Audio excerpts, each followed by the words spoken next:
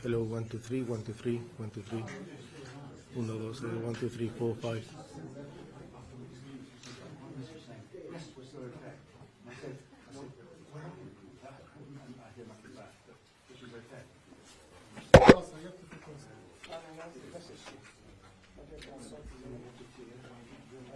اي ساعة راح نبلش؟ كمان شوي يعني بعد كنت اطلع على الهواء. انت لايف؟ بدي اكون ما ضاف يعني بس اكون جاهز. يعني اجهز قبل 5 دقائق.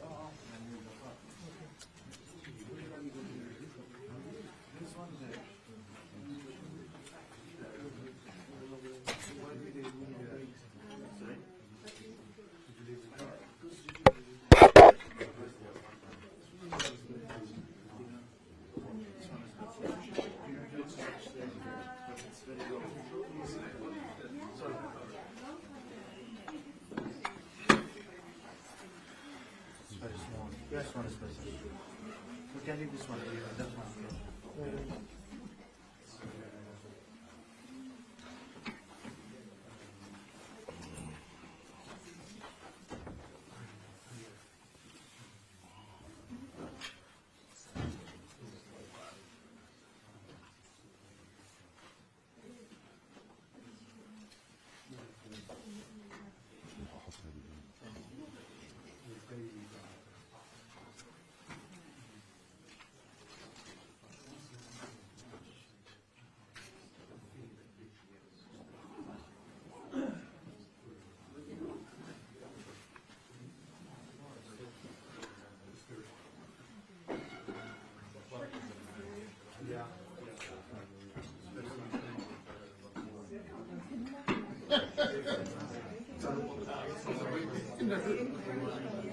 No, it's a little bit, but it's not. Yes. I'm recording the time. Yeah.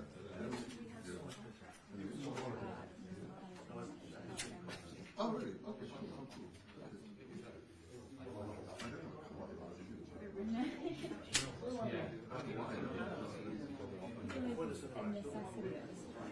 I don't know, or maybe like can't so 20th century, I'm not sure. Maybe we're just supposed to tap iPhones and then like,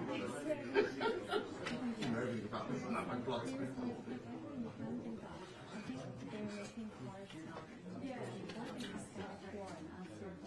Yeah, there we go. Well, I haven't quite got through this. It's stuck in there we go, but yeah.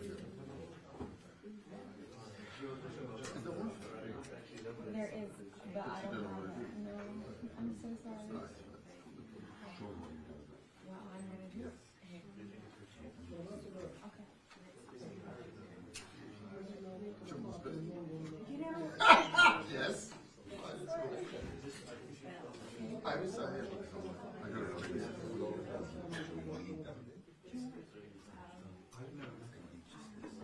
like that?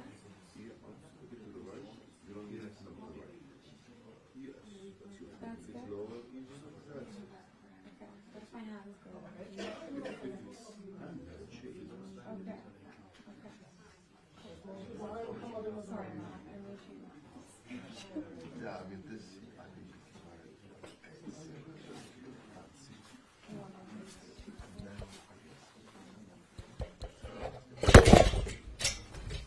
صحيح. Just one, صح. just.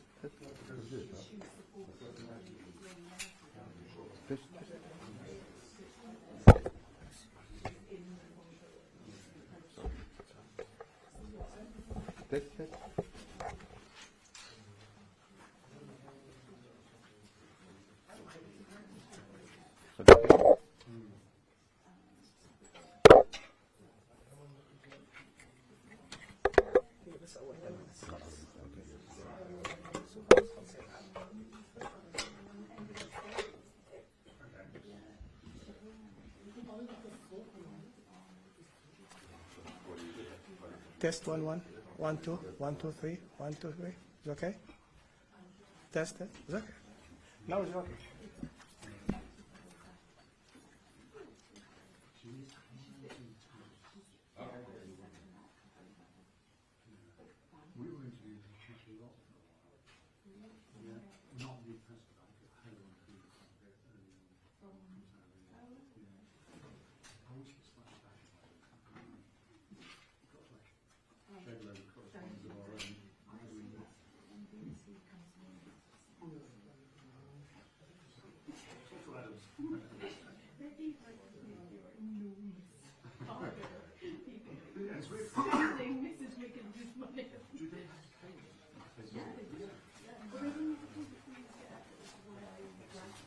1 2 3 نهى مسموع. 1 2 3 تست صوت ضحى. 1 2 3 نهى تمام الصوت. 1 2 3 1 2 3 تست صوت. 1 2 3. أنا بس أروح للكاميرا بعلي. تمام. بس أرجع للكاميرا بعلي لك الصوت.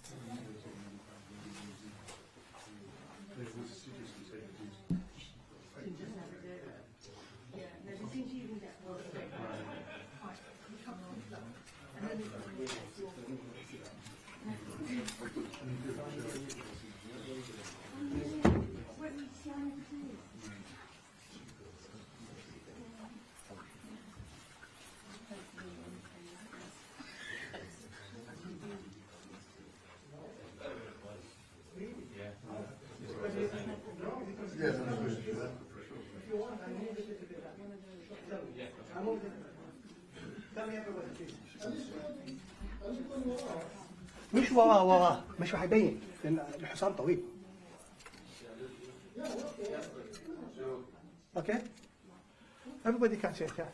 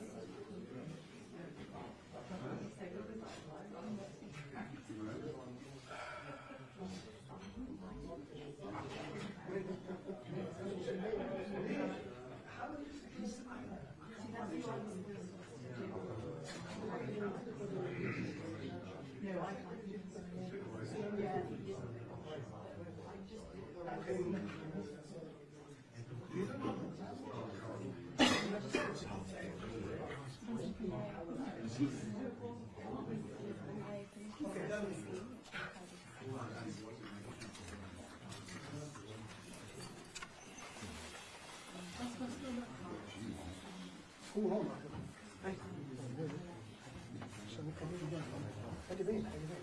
تفضل. روح شوف كاميرتك. لا مو عندك كاميرا. عندك بلاستيك او شيء.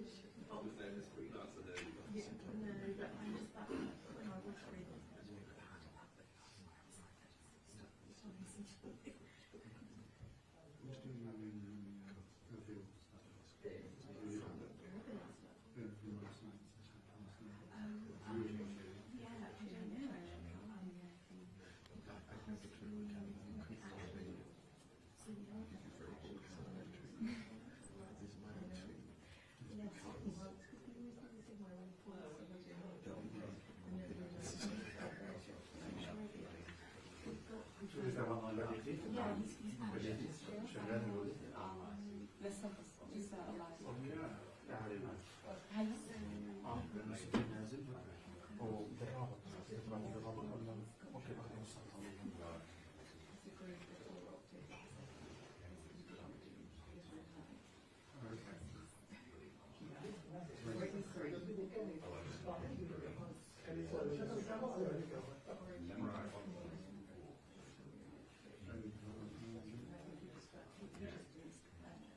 That's not very historic. Yeah. Yeah. The ambassador's coming now. 1 minute. Of course. Yeah. Somewhere, sometime. Yeah. Yeah. No. No. No.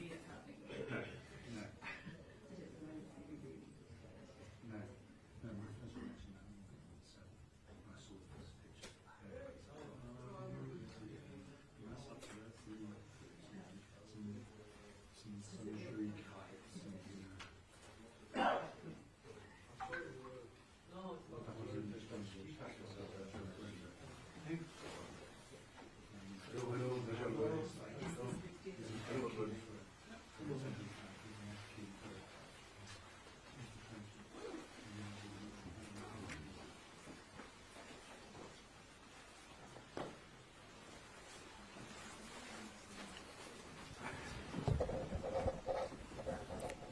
That's up to that. Some intrigue.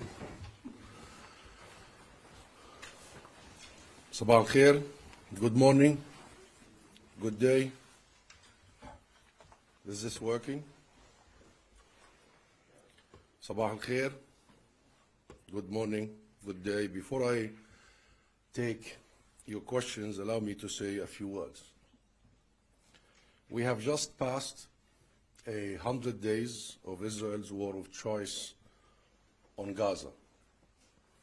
Some 85,000 Palestinians have been killed or wounded so far. That amounts to 850 people killed or wounded every single day. The vast majority are women and children. This does not even include innocent people under the rubble, missing or unaccounted for. Israel has damaged and destroyed 70% of Gaza's housing stock. The damage to Gaza's civilian infrastructure has been comprehensive.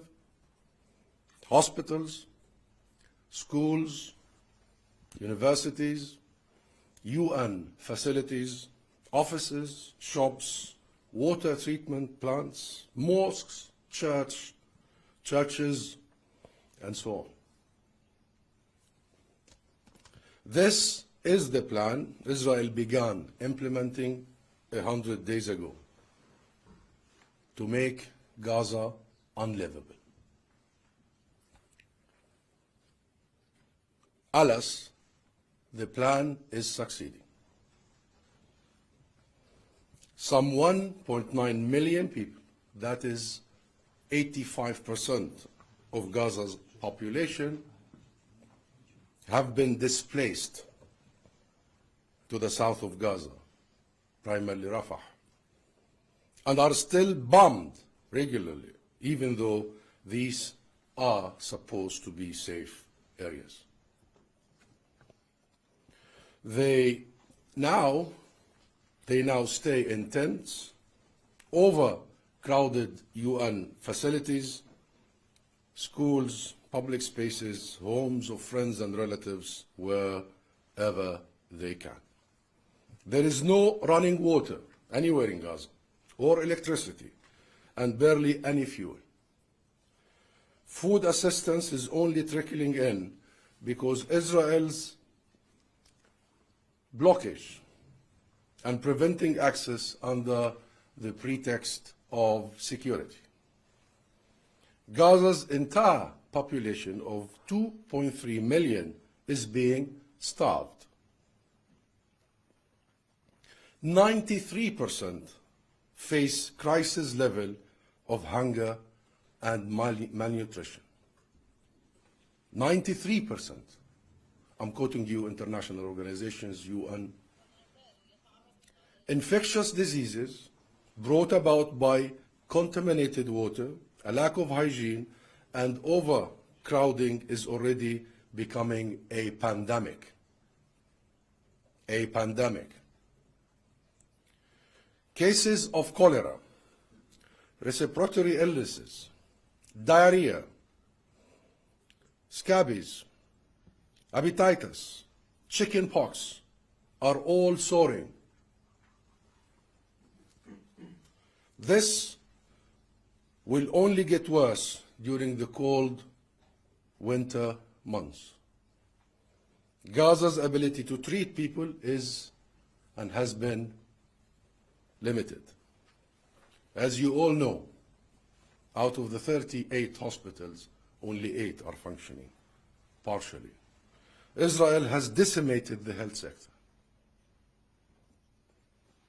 Combined, these are deliberate policies of starvation and diseases used as a weapon of war. Used as a weapon of war. And we have no final count yet of the innocent people who have died because of the lack of health treatment, health care, starvation, diseases, pandemics, and what have you. The numbers I quoted earlier was only those who have been killed and wounded directly because of Israeli airstrikes and fire. But I assure you the numbers of those who have been killed because they were not treated for their cancer or they didn't get the dialysis for their kidney failure is going to be shocking. An entire population has been sentenced to death or mass expulsion. Exactly as top Israeli officials have been saying since the beginning of this aggression and even before the 7th of October.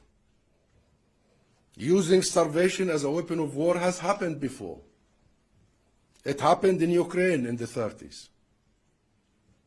It happened in Sarajevo in the 90s.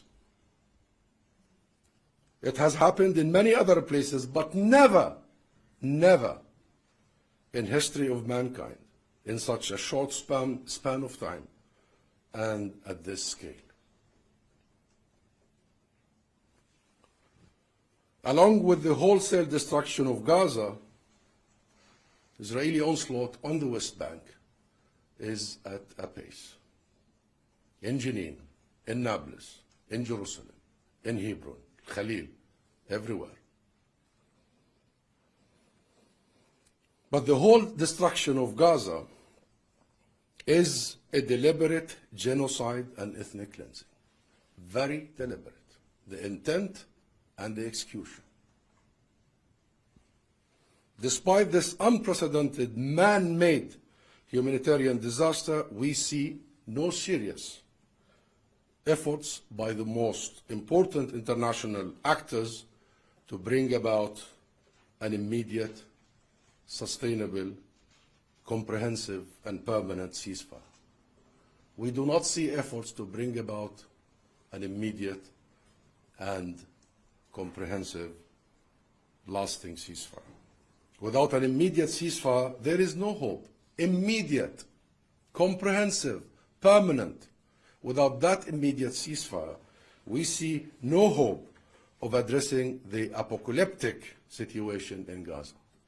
Nothing comes before an immediate ceasefire. All those who want to discuss other issues are missing the point, are not helping. This remains our top priority. In parallel to demanding an immediate permanent ceasefire, there has to be a massive international humanitarian efforts to address Gaza's acute needs, alongside a humongous reconstruction efforts to make the area livable again. so families can send their kids to school again. They can send their children to hospitals to be treated again. Unlike Dr. Beseso, who had to operate on his daughter without anesthesia, amputating her leg, and I'm sure many of you have seen that horrifying image. We must make Gaza livable again, and as soon as possible. Unfortunately, countries like the US and the UK have so far resisted calling for an immediate ceasefire. Do these countries really want to support what I have just described? This is the only meaning of it. Starvation, displacement, extermination of an entire population. With the UN Security Council at a stalemate because of the US vetoes, all eyes are now on the International Court of Justice, ICJ.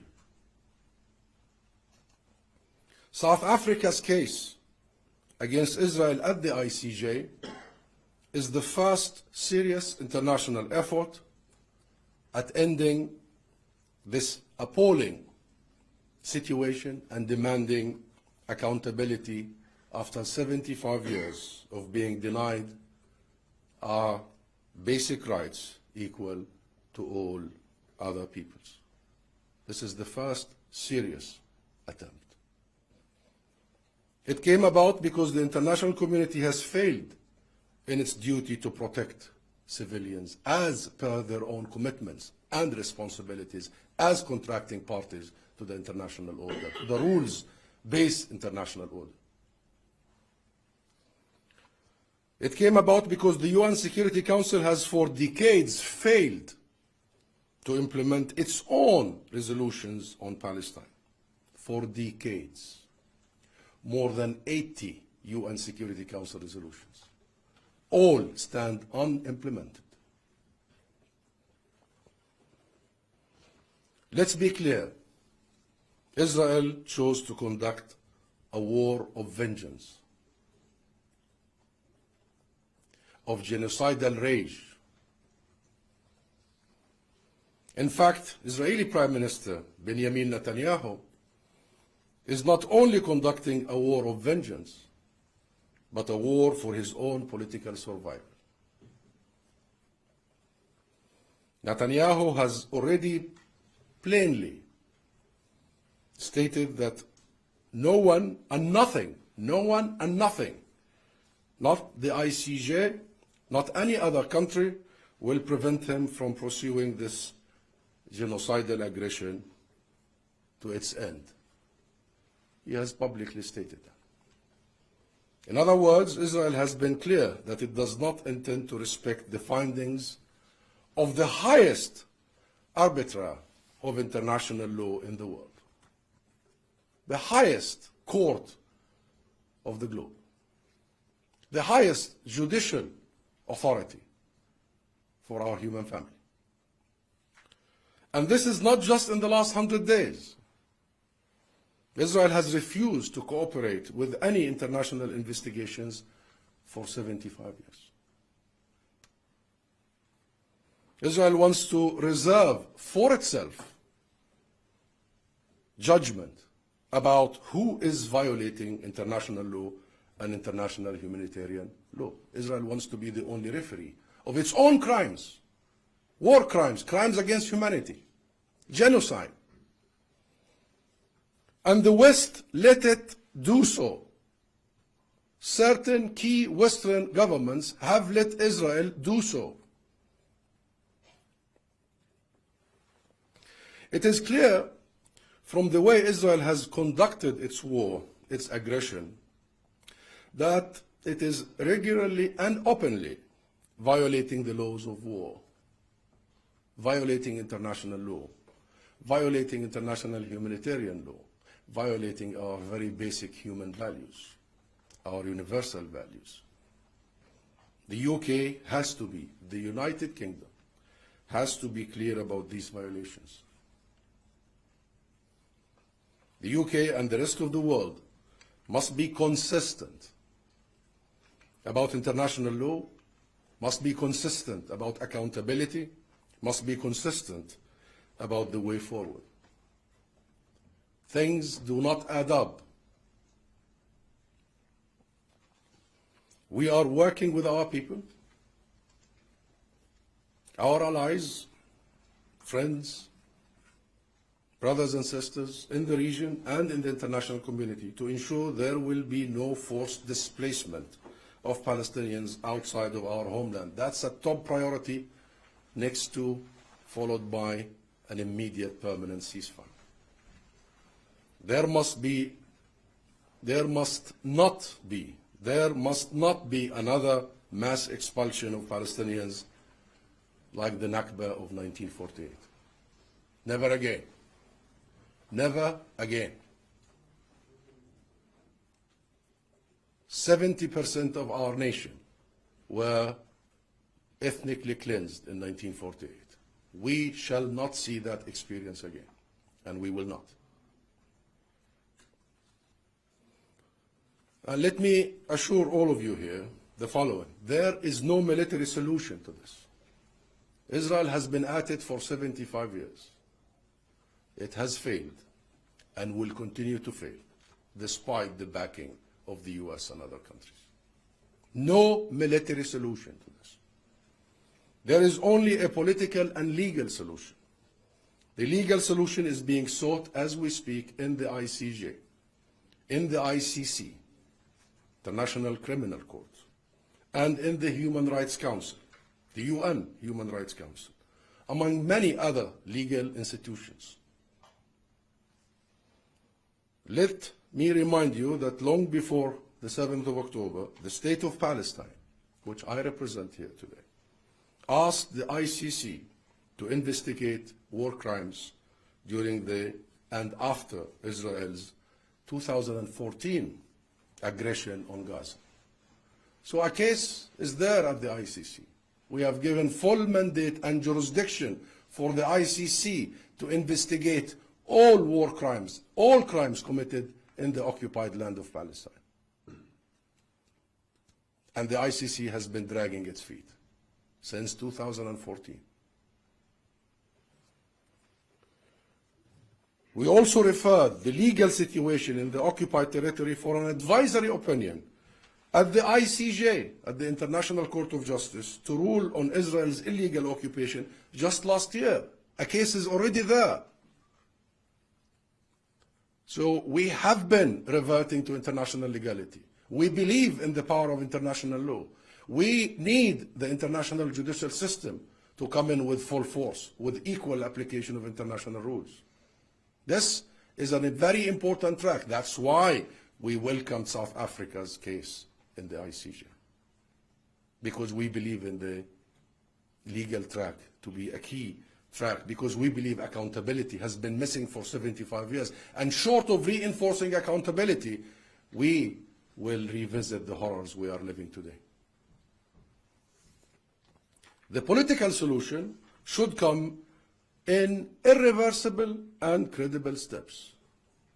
Irreversible and credible steps. There needs to be a clear decision, resolution in the Security Council, in the UN Security Council, to implement its own resolutions. Enough.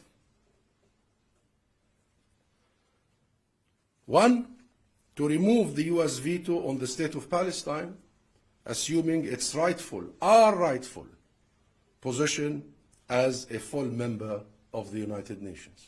Because of the US veto, we are now a state in the UN system, but a non-member state.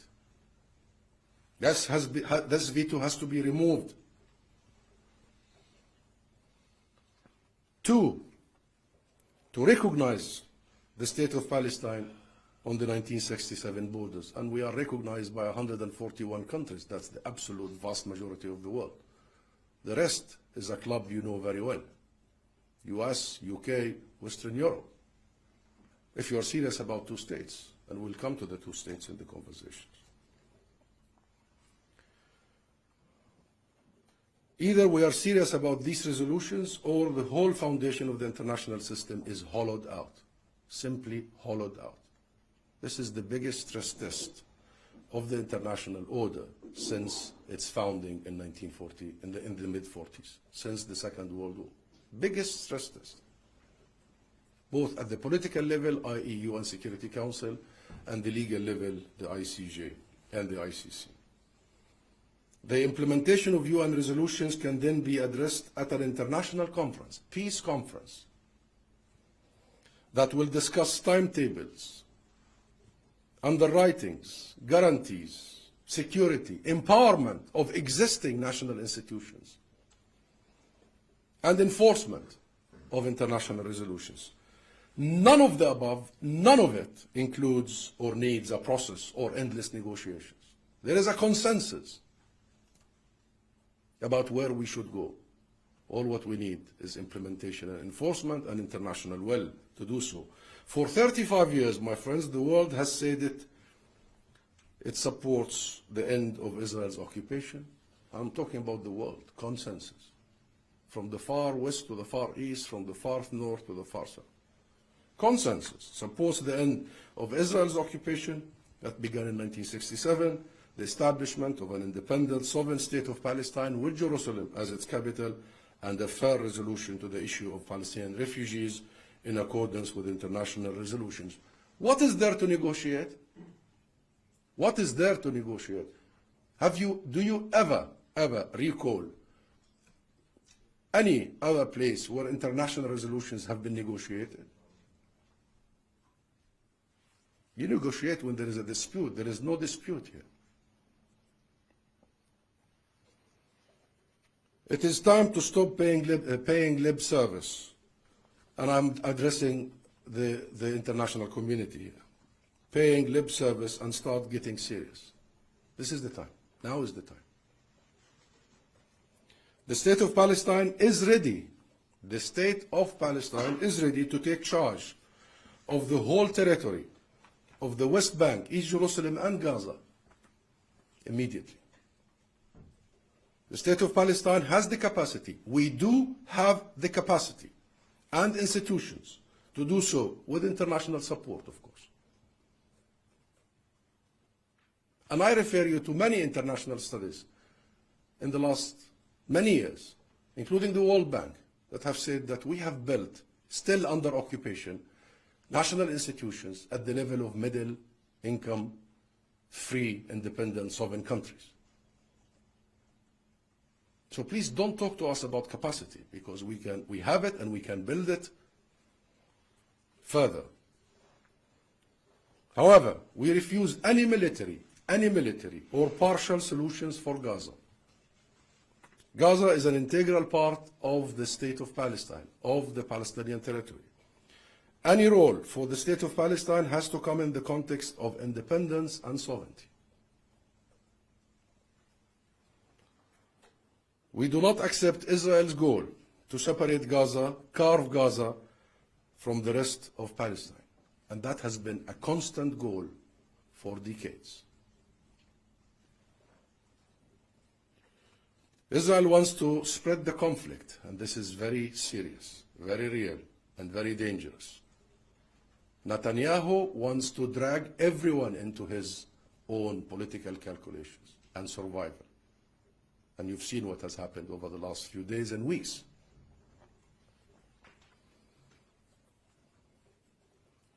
And they want to spread the conflict not only for the surviving of Netanyahu, but because they have no political solution.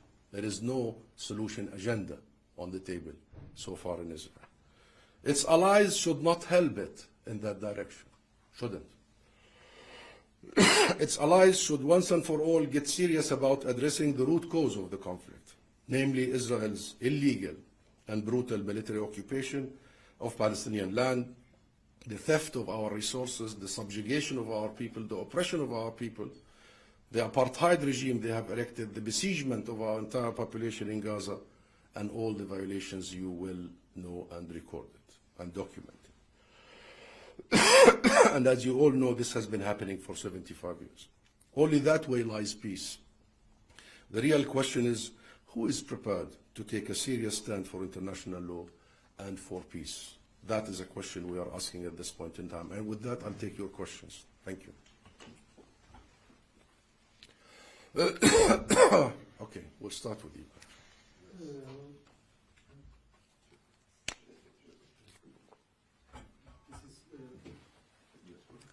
This is Beygül Çetinkaya from Turkish News Agency, Anadolu. Yesterday, Prime Minister Sunak asked Muslim MPs Sultana to call on Hamas and Houthis to de-escalate the situation. And Muslim MPs found this an Islamophobic remark. What's your comment on this?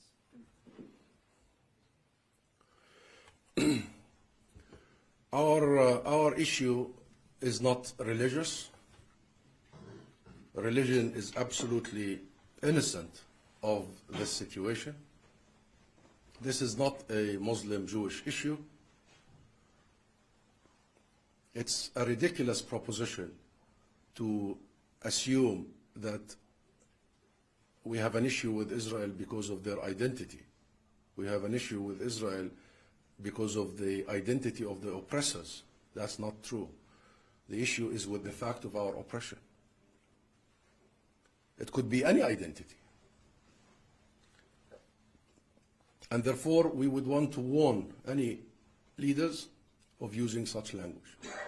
As I tried to outline before, our issue is legal and political. It has nothing to do with religion.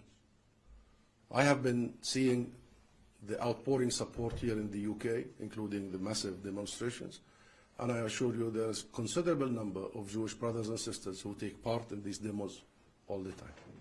So this divisive politics between this religious group and that religious group does not help, doesn't help. Please, at the end. Sky. Hello, Sikani Kamani from Channel 4 News. I realise it's difficult to contemplate the day after the war, in the midst of the war, in the midst of so much suffering, but I wonder if you could share any insight into the conversations that have been taking place between particularly American officials and PA officials about what role there could be for the PA in the future. What's the PA response and suggestions been to that? What kind of suggestions have the Americans been making? I know they repeatedly use the phraseology, I believe, a reformed and revitalized PA in the future. Perhaps you could share some insight into that. Thank you. Thank you very much. Issues of revitalizing Palestinian national institutions is a purely internal matter. Any international intervention would be extremely counterproductive because it's meddling. We have our national institutions, we have our legitimate institutions, we have the PLO that represents all Palestinians inside and outside. The PLO is not only recognized as the sole legitimate representative of the Palestinian people by the region and the world, but first and foremost by our people. Not one Palestinian challenges the legitimacy of the PLO. Of course we are not perfect. Who is? Name me one government that is perfect. We need to make sure that our institutions are at the level that our people expect. But that's a purely Palestinian national matter, internal Palestinian national matter. Yes, we heard many things from the US in conversations. We heard many promises, many vows, and so far they have been unimplemented. From the US wanting Israel to downscale and start stopping its aggression, which has not happened, Israel is doubling down, all the way to simple issues, like Israel stopped the piracy on our own money, you know, the tax they collect on our behalf, and they have been withholding for the last 3 months. The US said from day one, this has to be repaid, it's your money, it's not their money. Even that, the US couldn't get through Israel. And therefore, this poses a serious question about the US's ability and influence on Israel, despite the fact that the US is the biggest political, legal, material, military backer of Israel. Almost most of Israel's weaponry, including all these 2,000 pounds bombs that are falling on the heads of our families are American-made. So either America doesn't use its leverage or doesn't know how to use its leverage.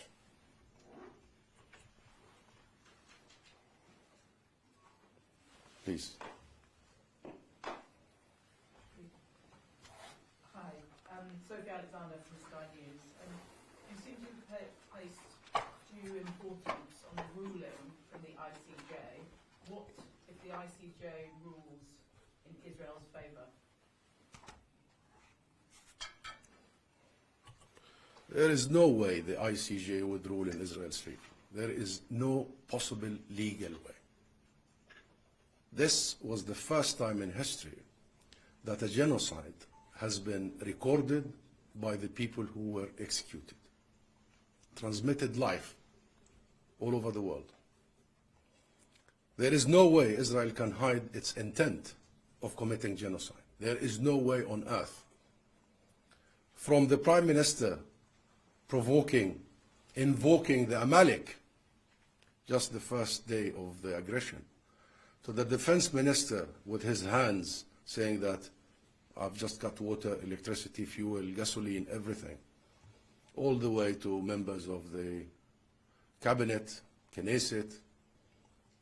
And therefore, this is a defining moment. Should the ICJ stick to its legal mandate and succeed in its ruling, it have succeeded for itself and for the international order, for the rules-based international order. Should it fail, I think it would have failed itself, its mandate, and the entire rules-based order. Please, BBC. Sorry, I'll come to all of you. BBC. Paul Adams from BBC. Could I just follow up the question about the ICJ?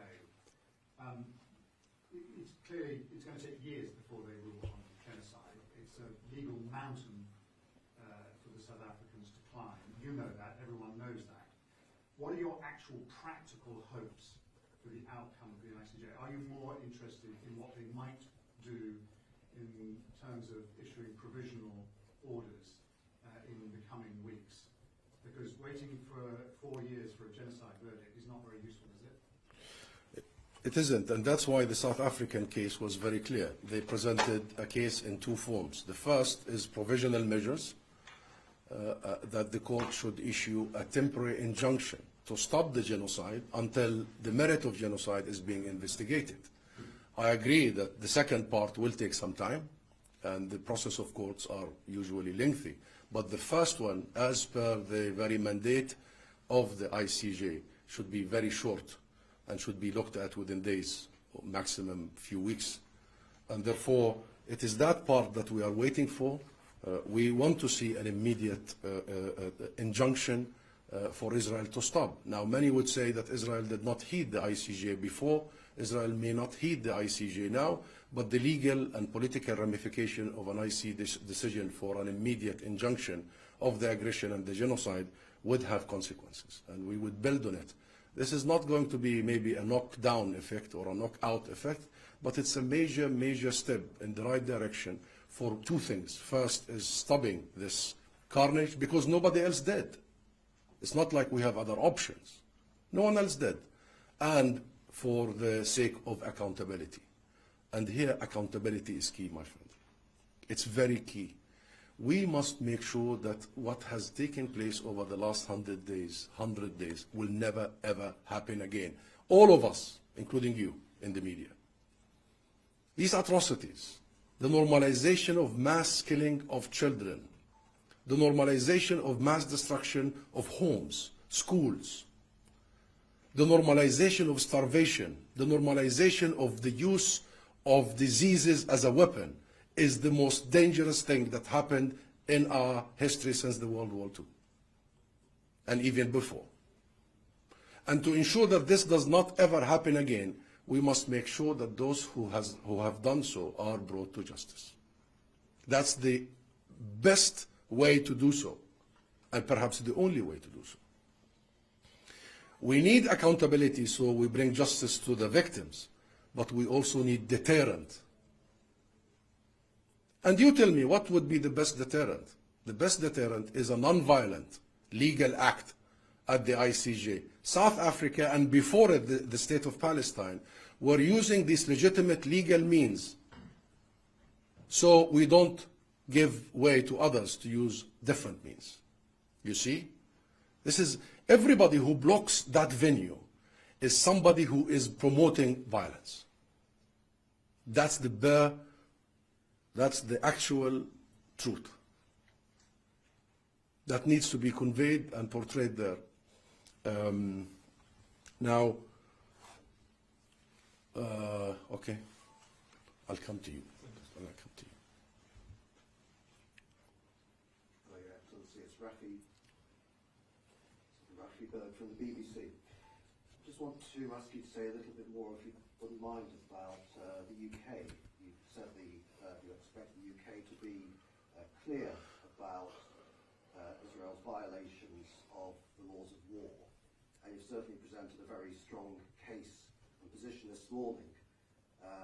In reality, Prime Minister Rishi Sunak has rejected the South African accusation of genocide against Israel. The UK opposes a ceasefire. So do you feel let down by the UK, or do you feel that your message has perhaps failed to penetrate the UK decision makers? And secondly, if you don't mind, the Home Secretary, as you'll know, is to ban Hizb ut-Tahrir at the end of this week, almost certainly. I'd like to know your response to that, whether you condone that or you disagree with that, the banning of this group. Thank you, Rafi. Well, as I said, we want to see a UK policy that is consistent and clear, and we don't see that. On the one hand, we hear the UK Prime Minister, Rishi Sunak, and others saying that, you know, the ICJ has no mandate. The case against Israel of genocide does not stand. They say that, right? You just quoted them. They appointed, it's a self-appointment as international judges. It's intervention and interference in the international judicial system. But when they are asked, does Israel violate international law, like only a couple of days ago in the parliament, they say, oh, we're not lawyers. We don't intervene. This has to be left to the experts. This is the inconsistency. This is the double standards. This is the selectivity. This is the hypocrisy. Also, the inconsistency in many other forms. Only recently, the UK government has announced a new policy, significant and welcomed, that they will ban violent settlers from accessing the UK. They will be put on a blacklist. Welcomed. Serious policy. In my opinion, that was a very significant moment, because, you know why? Not because of the policy itself, but this is the first time in 75 years the UK takes any step that has to do with sanctions, the first time ever. Yet, and we have said publicly, and I repeat it here, that policy needs to be more comprehensive, because there is no such a thing as good settlers and bad settlers. All settlers are illegal. All settlements are illegal. All these entities and those who reside in it are very clearly defined in international law as war crimes. This is not us defining it. This is the Fourth Geneva Convention defining it. The transfer of the occupying power population to the occupied land is a war crime.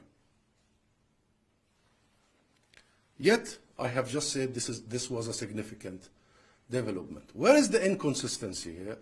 Only last Wednesday, the UK government pushes ahead a legislation using the power of the law, a legislation in the parliament that has been voted in the third and final reading last Wednesday. So they curb public bodies here, and perhaps others, from divesting from these illegal settlements, from taking any step to actually mark that the products of these settlements are illegal. It's such a bill that, number one, gives another layer of protection to the illegal settlement products, those who work in settlements, illegal settlers, a new level of protection, shielding. And furthermore, it says, and this law does not apply if a new government comes in office, i.e., because the beginning of the legislation says any public body, what have you, has to be in line with the government policy. Ironically, the government policy does not call for the sanctions on the settlement products and activities, transactions. So Israel was unfortunately shielded by the first part, but they go even further to say even if a government changes its policy, Israel remains to be the exception. Unbelievable. Furthermore, they erase any distinction between Israel, the occupied territories, and the Golan Heights. They put it in one sentence, one paragraph, one item as the exception. This is the inconsistency. Where are you exactly?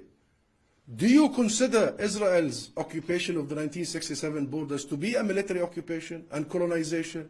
Where are you exactly? I tell you, there is such inconsistency in the UK policy that I, as an ambassador here to my country and for my people, I no longer understand, if you ask me, what is the UK policy vis-à-vis Palestine? I don't. Inconsistent, contradictory.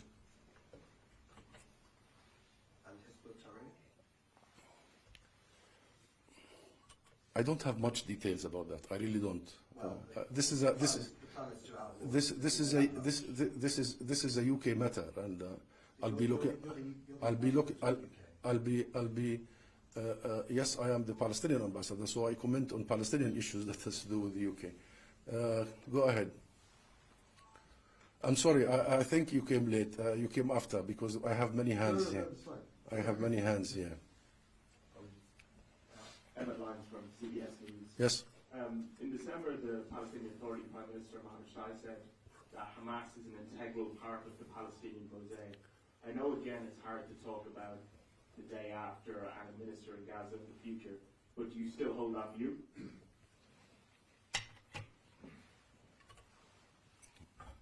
Yes. And following on from that, how do you view an administration would have reformed Hamas or reformed Palestinian Authority?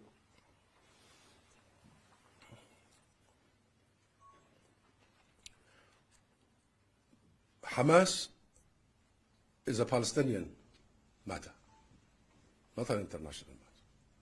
And only a Palestinian national institution, a Palestinian internal process will integrate, will deal with that, not international and external intervention. Hamas is not just its military wing. Hamas is also an idea, an ideology. And if you want to challenge that idea, you have to present a different idea. And there has been many efforts, many attempts at reconciliation in the past. Only a few months before the October 7th, in July, there was an initiative by our President Mahmoud Abbas, bringing all heads of various factions, including the heads of Hamas, in Al Alamein in Egypt, and the discussion is ongoing. The idea is Hamas needs to be part of the PLO and needs to respect and abide by the PLO's provisions and the PLO's responsibilities. Just to expand on that question, so would you see Hamas as having a kind of specific legal institutional role in running Gaza after the conflict?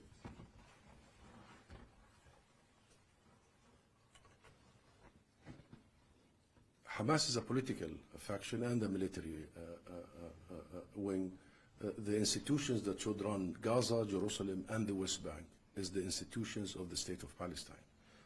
And Hamas needs to be brought to the Palestinian national institutions in an internal national reconciliation process that ensures that all of us are committed to the very agenda, the principles, the commitments of the PLO for its own people, our agenda, which is very clear, and for the international law. So issues of governance has got to be in the hands of the State of Palestine and the institutions of the State of Palestine. Sorry. Andrew. Thank you, Ambassador. And just to follow up, there's been a lot of talk about diplomatic pressure on PA to form a technocratic government that could administer both Gaza and the West Bank after the war. Are those conversations going on? Is there pressure being put on the PA to come up with new names for a Prime Minister, for a cabinet, etc.? Can you give us any insight into those kind of conversations that are taking place and what the Americans and others are telling Mahmoud Abbas and the PA? Thank you. I can't share with you conversations, Andrew, but I can tell you the following. I can tell you our position. I mean, our position is the problem is not picking a name and choosing another name. That's not the problem. And the Prime Minister we have now is a very capable national figure. This is not about personalities. This is about changing the whole dynamics. In my opinion, if you bring Nelson Mandela back and hand him the keys, they will not succeed given the dynamics now. So the issue is not to always do what the international community has done for a long time. This is a movie we have seen for 100 times, for 1,000 times. Whenever the international community fails to pressure Israel, they turn their eyes into Palestinians. And they say, oh, only if you fix this and that, you have issues here and have issues there. And remember what happened with our late President Yasser Arafat and the besiegement and the killing of Yasser Arafat, under the same pretext. We have our institutions. We have our leaders. We have our people. And our people demand many things. By the way, the Palestinian people their expectations is very high, I assure you. And the main pressure is internal. But the external side of the pressure is not very helpful. Why? Because part of that argument, Andrew, is not just to export the crisis and the failure to pressure Israel upon us, and let's see if we have a new government, maybe things will change. Things will not change unless you tackle the root causes. Unless you tackle the root causes. And if you want to talk about regime change, and if you want to talk about renewal, did you hear anybody from the international community talking about the Israeli government? Seriously?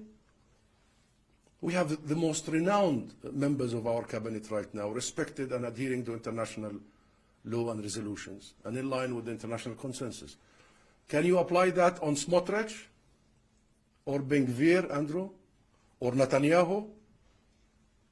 So stop this. Stop it. And there is another side to this.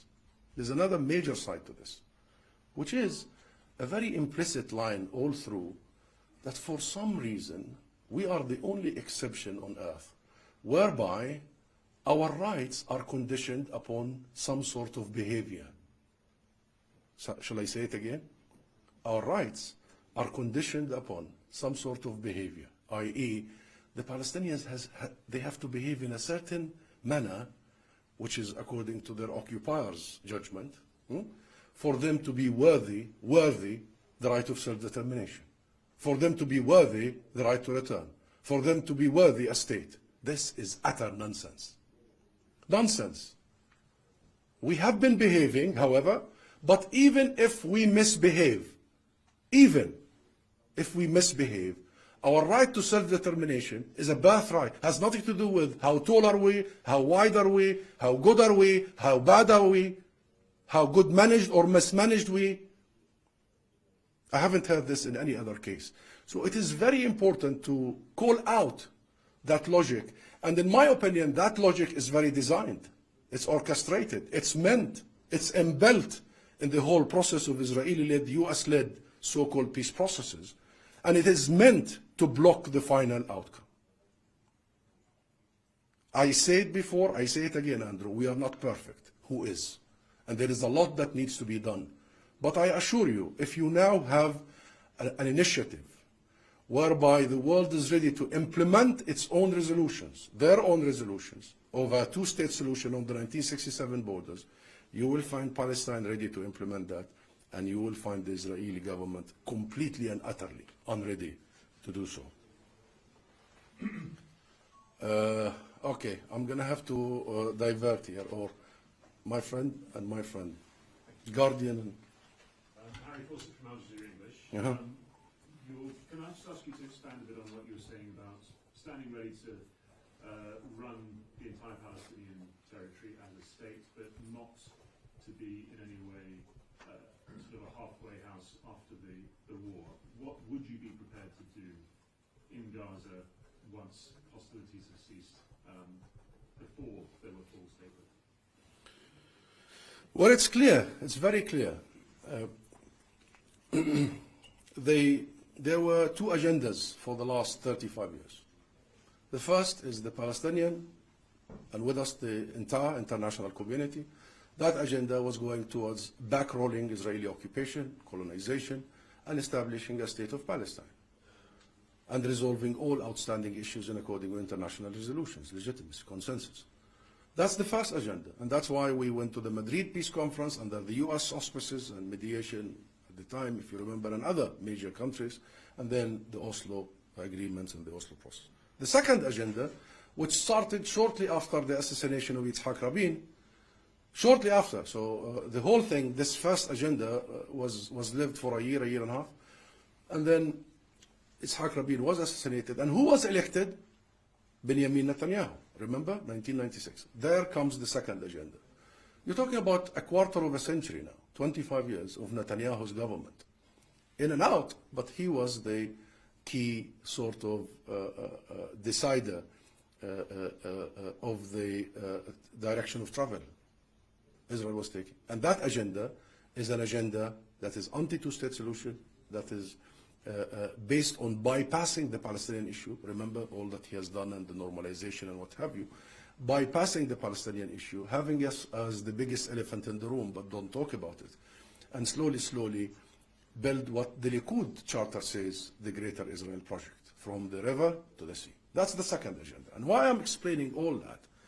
Because within the second agenda, there comes Netanyahu's Israeli successive government's obsession with maintaining Palestinian geographic and political divisions. Do I need to give you details?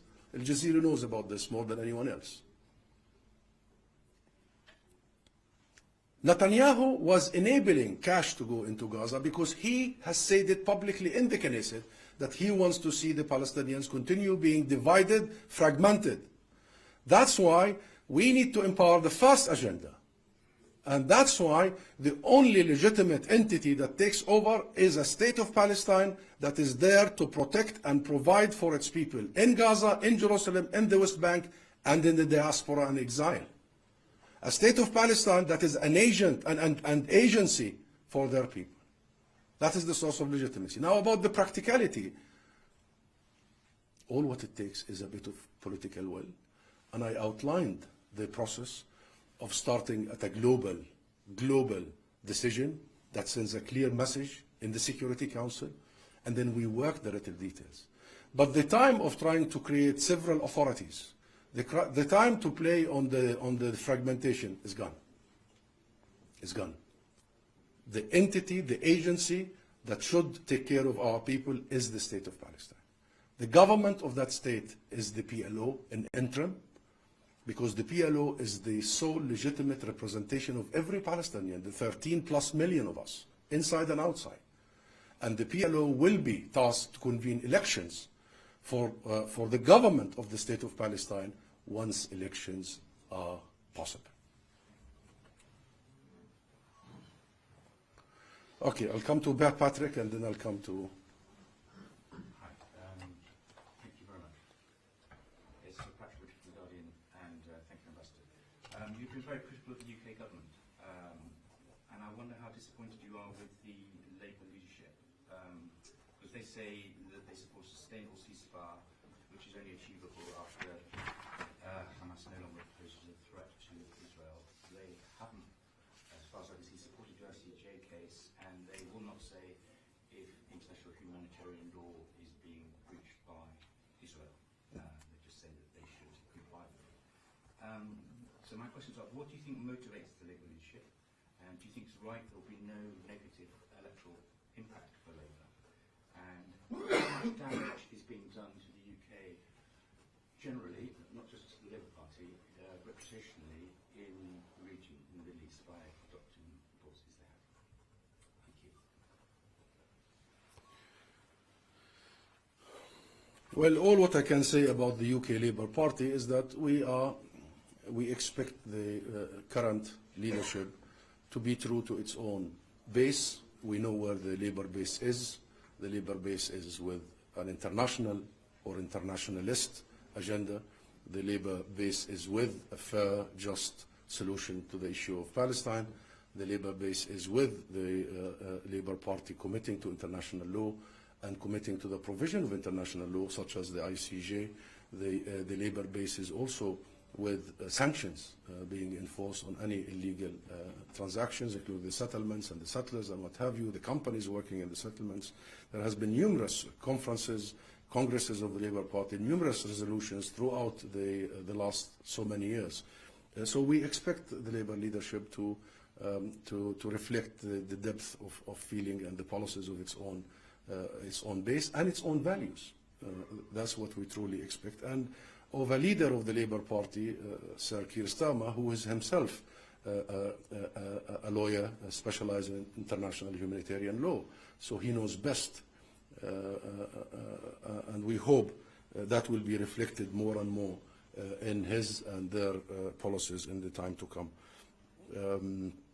As for the issue of the damage, the reputational damage of the UK, I've said this to very senior UK ministers and officials that as far as the perception in the region, damage has been done.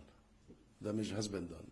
And the perception is that the UK is always quick to shield Israel. The perception is that the UK is unwilling to focus primarily on the root cause, and the UK has not helped in the call for a ceasefire.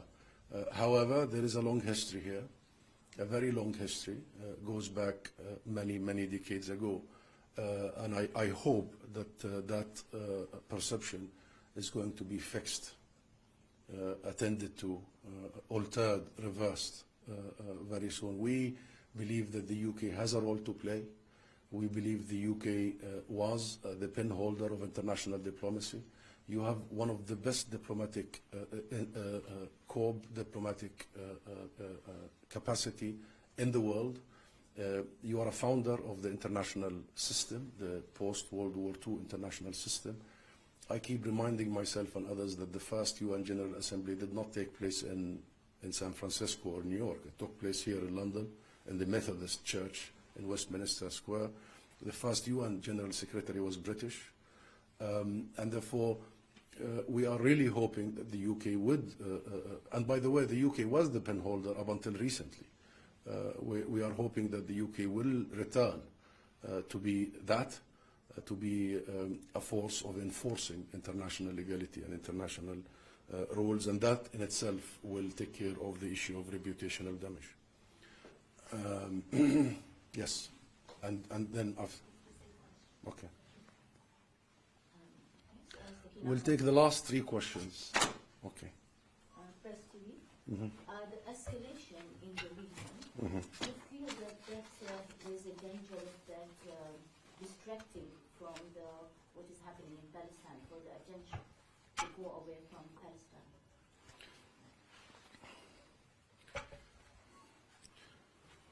Well, from day one, we have been warning that the aggression on Gaza, if not stopped, will spread.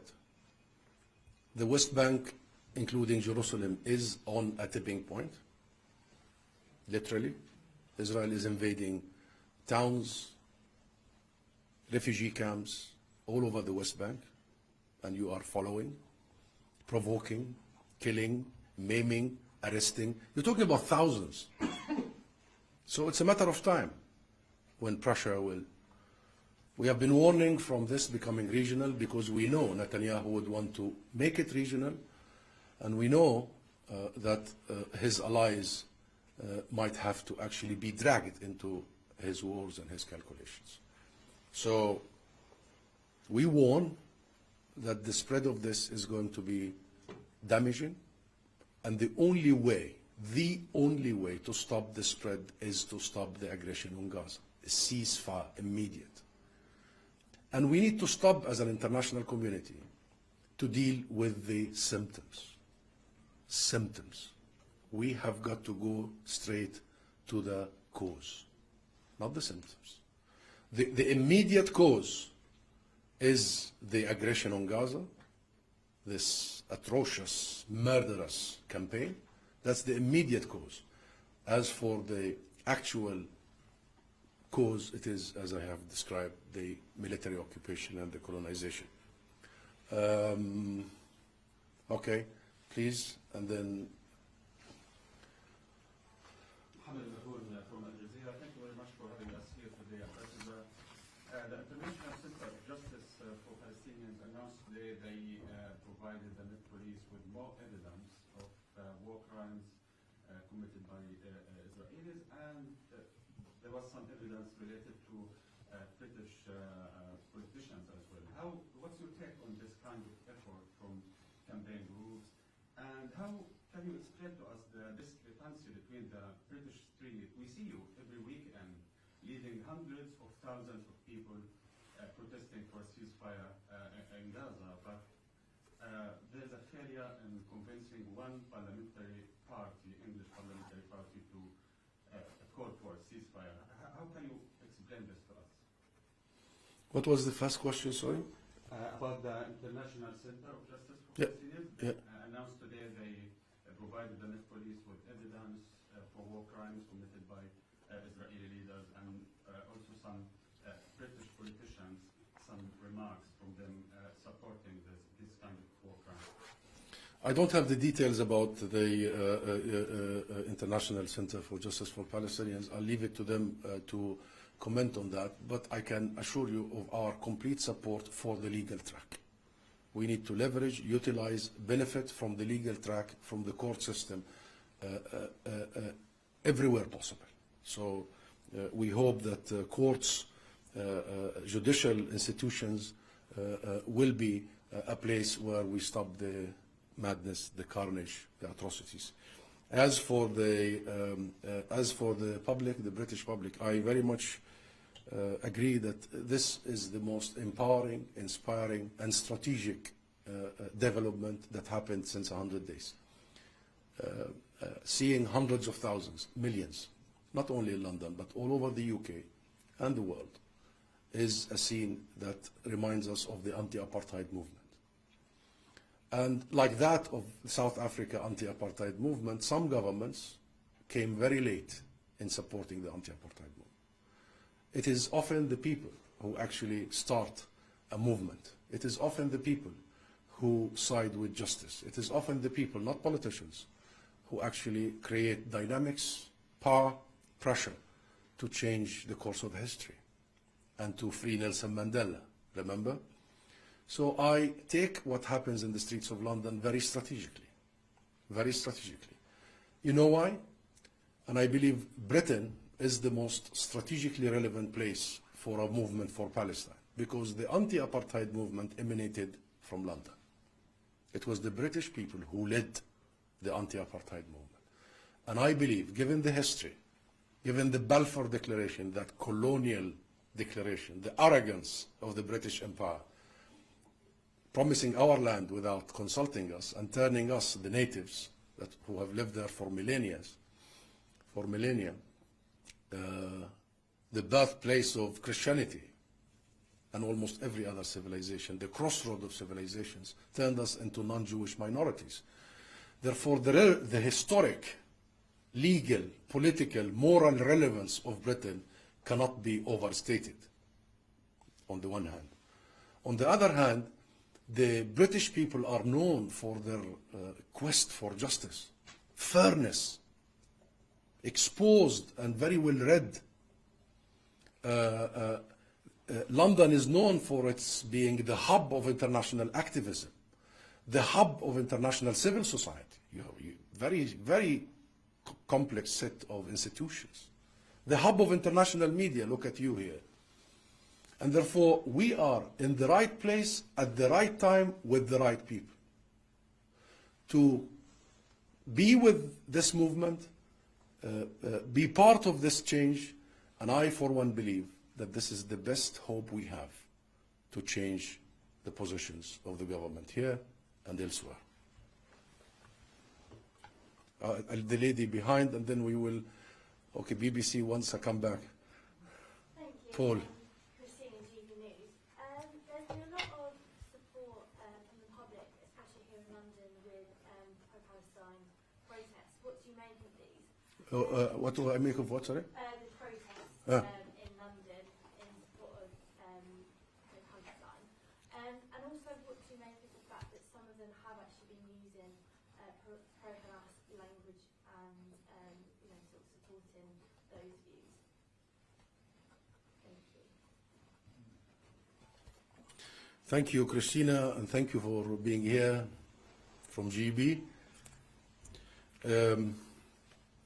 I have taken part in almost every demonstration, and I was a speaker in most of them, if not, I mean the central ones. I haven't seen, chantings that people are accusing these people. I have seen love. I have seen love. I have seen commitment to international legality. I have seen diversity. I have seen unity. I have seen all colors, all religions. I have seen many, many Jewish brothers and sisters in these demos, and not just for the last 100 days, but for the last 75 years with us. I have seen the best Britain offers. The way Britain did this to the South Africans is the way British people are doing it to Palestine. And attempts to conflate and to use one person here and two individuals there to conflate and to actually frame millions is a very bad exercise. We should focus on the millions, not the 2-3 individuals. The millions are calling out for an immediate ceasefire. That is something so humane, that is something so British, that is something that should be hailed and respected. The millions are demanding an end of Israel's occupation. That is the policy of the UK. That is the international consensus resolutions. And the millions are promising to create an agency to put pressure on all that to happen. So let's not defame and defile and desecrate the most beautiful thing that happened over the only beautiful thing that happened in the last 100 days, which is the outpouring raw emotions and principled solidarity of ordinary mother. You know, I was walking last Saturday. How many mothers with their babies, with their iPads playing around? It was Britain there. It was ordinary families. And the media here, I've seen all the headlines. The media would start 6 arrests at, you see, the framing, 6 arrests, okay, there were 500,000. There is always an attempt to focus on the fringe, not the bulk, not the heart. We need to stop that, Christina, and we need to really, really give these people what they are owed of respect, admiration, because so far they are the best hope we have. Okay, I will have to choose Paul and our friend from Memo, Nassim, and that's it. Ambassador, before October the 7th, the case of Palestine had almost vanished from the international agenda. The White House thought the region was sustainable. There was no pressure on the government. Everyone was... The phrase "the two-state solution" had almost entirely disappeared. Now it's back every day, day in, day out. You have the Saudis saying that any attempt at a normalization with Israel will now be conditional in a more explicit way than perhaps was ever the case before. Do you feel that this is actually a moment of opportunity? Do you feel any optimism that out of the dreadful things that have happened in the last 3 or 4 months, something better will emerge? Yes, with a capital letter. Yes, because anybody who thought that they could bypass the Palestinian issue has at least stopped thinking so. And anyone who thought that Israel's military might is the solution, and I mean anybody, including in the Israeli ranks and files, have to think again. Anybody who thinks that the occupation could turn into a permanent reality has got to rethink. Anyone who thought that that biggest elephant in the room could be simply abracadabra disappearing has to think again. So yes, with that comes an opportunity for seriousness, for political will, for a momentum. It does. It does. And I believe that we could do it. But I have my fears. I have my reservations. And the main reservation I have, the main fear I have, this tragedy that happened since the 7th of October, most horrific tragedy in modern history, a scar in our humanity for generations to come, could be turned into a momentum, a positive momentum. But it requires one thing: international leadership. Now, Paul, you name me if we have international leadership now. You tell me. My fear is this moment will be wasted by the lack of a serious, powerful, determined, consistent, principled international leadership. My fear is we will go back to the last 30, 40 years of ops. There is elections in the US. Ops, there is election in the UK. Oh, let's wait for elections in Israel. Always deferring, always kicking the ball to the other side, always buying time. And I assure you one thing: if we buy time this time, time will be our enemy. Time will be our enemy, not our friend. So I hope my fears are not accurate, and I hope, because all the ducks are aligning now. And I'm saying international leadership because, forget it, to wait for an Israeli government that will be perfectly ready to bring the majority of their population towards and implement international consensus, I'm not so sure if this will happen in your and my lifetime. Palestinian institutions could be easily empowered, supported by an international system, international alliance, could bring it to the best level there is, and they do exist, and we have them. The missing point is the role of a third party. That's the missing role. And our issue was started by a third party, that's your country, Paul, that's the UK, was sustained by a third party since then, that's the US. Our issue is international. And name me one conflict that was resolved without a strong, sustained international intervention, a third party role. One conflict. South Africa, Ireland, the Balkans. Well, East Timor. Every and each one of those were resolved because of a sustained, credible, international, external mediation and credible and intervention. And therefore, I hope that part of the equation is not going to be missing in the coming weeks and months.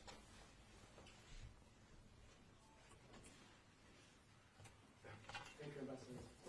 Two points. First, President Joe Biden issued a statement yesterday marking 100 days since October 7th. It was shocking to many because there was a single word about Palestinians, 24,000 killed, and he did not have the courage or the empathy to say anything about Palestinians. So comment on that. And also, Labour yesterday did a U-turn, Starmer, saying that they will reverse their initial plan to recognise a Palestinian state. Why now? That seems another attempt to penalise the Palestinians. So what was committed to you, what was said to you? Can you share your thoughts on those two developments? Okay, thank you, Nassim. Thank you very much. Biden and the 100 days statement, it's very regrettable. It's extremely, extremely painful and regrettable to see the President of the US that has been wanting to be the sole mediator in the peacemaking that poses itself as a guarantor of international legality, that hosts the UN, mentions 100 days, with failing to mention the 10,000 children who have been slaughtered, the 85,000 who have been killed and injured, the lives taken without any consideration of any provision. It's very painful, and I believe this has more to do with the US than us, and it does speak volumes about the US policies and standings in the world, and lots needs to be done there. And I'm not going to comment further. As for Sir Keir Starmer and the reported news yesterday that he may reverse his policies, we have sent a letter to the Labour leadership requesting clarification about this. We are yet to receive it. It was late last night that that thing came out.